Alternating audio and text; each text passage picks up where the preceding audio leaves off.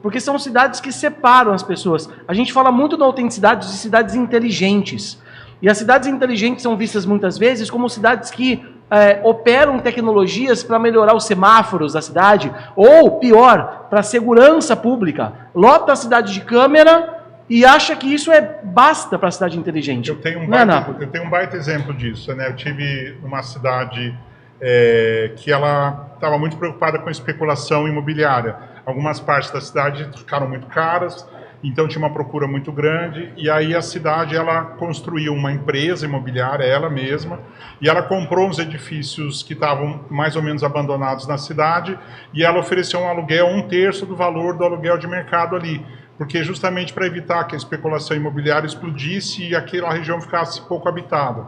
Então tem cidades que elas fazem esse tipo de intervenção justamente para misturar, para que possam ter pessoas de todos os níveis socioeconômicos no mesmo bairro, evitando que essas bolhas fiquem isoladas e que a gente segregue pessoas por condição econômica, por exemplo. E esse movimento é interessante porque você proporciona a vida para jovens, para casais que estão começando a sua vida, para pessoas que não têm um emprego ainda que dê a possibilidade de ela ter acesso ao imóvel, além de fazer o que a gente chama de aluguel social, né? Tem cidades grandes aqui, como São Paulo, né? 60% do espaço do centro da cidade é vazio. E aí você faz o quê, né, com isso? Você fica tentando trazer gente, promover e tal. Por que você não usa esses espaços para fazer esses experimentos e para proporcionar essa diversidade? Então, assim, muitas cidades perceberam que essa especulação imobiliária era danosa.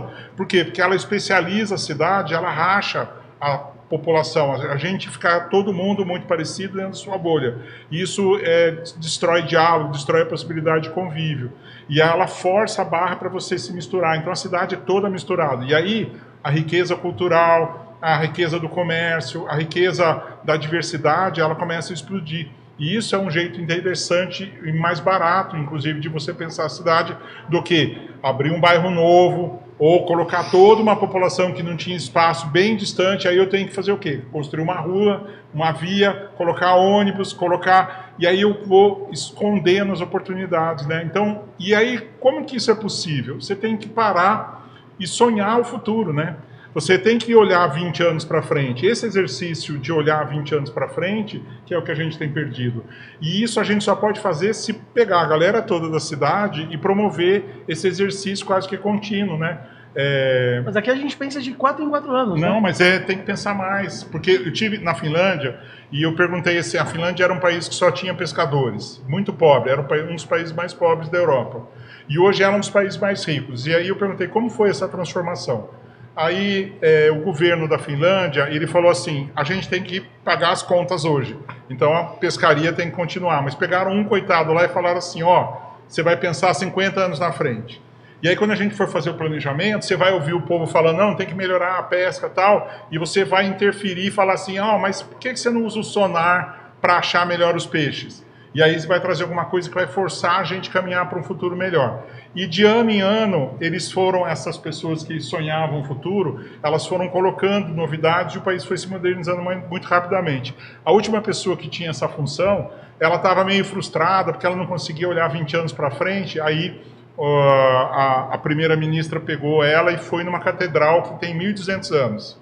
Aí sentou com ela lá e falou assim, o cara que fez essa catedral há 1.200 anos atrás, ele olhou 1000 anos na frente, você está reclamando de olhar 20, né? Então, esse exercício, enquanto alguém olha muito longe, alguém paga a conta, mas tem que ter alguém olhando longe para a gente poder confiar uns nos outros de que a gente está indo para um caminho melhor. Mas se a gente todo dia olha, vende o almoço para comprar a janta, não vai ter depois um dia que você vai ter almoço e janta.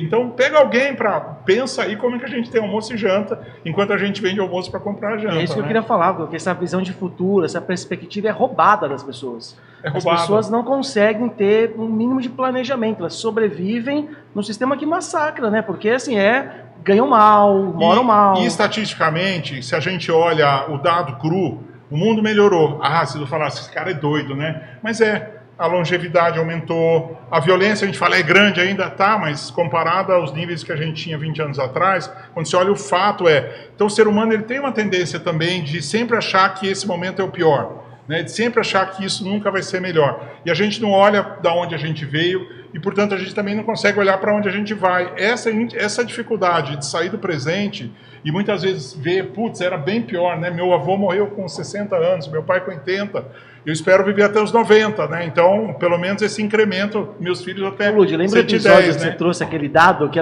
em algumas regiões da cidade de São Paulo, as pessoas viviam muitos anos menos do que em regiões mais Em Pinheiros, as pessoas vivem 25 anos a mais. É um 25 dado anos. 25 ou 23 anos. Sim.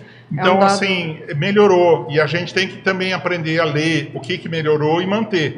E ver o que não melhorou e fazer. Só que esse é um exercício que exige que a gente saia dessa coisa milimétrica, assim, constante da rede social, de ficar vendo pedacinhos de informação e não parar para refletir. Como é que a gente reflete, né? Quando você senta para conversar, dialogar. O diálogo, uma conversa de fato, assim, às vezes combativa, eu não preciso concordar com você, você não precisa concordar comigo, mas o diálogo, ele é prazeroso. A gente tipo eu e o Adriano em todos os episódios. E ouvir saber ouvir as pessoas, trazer gente diferente para contar histórias para você contar as suas histórias, e isso vai facilitando você sair um pouquinho dessa ansiedade brutal de um dia que não tem dia, não tem noite, não tem hora, né? A luz o tempo todo, é tela o tempo todo. A gente perdeu os ciclos, né? E a vida tem ciclos. Eu sempre faço um exercício assim: o que você quer ouvir no dia do seu funeral?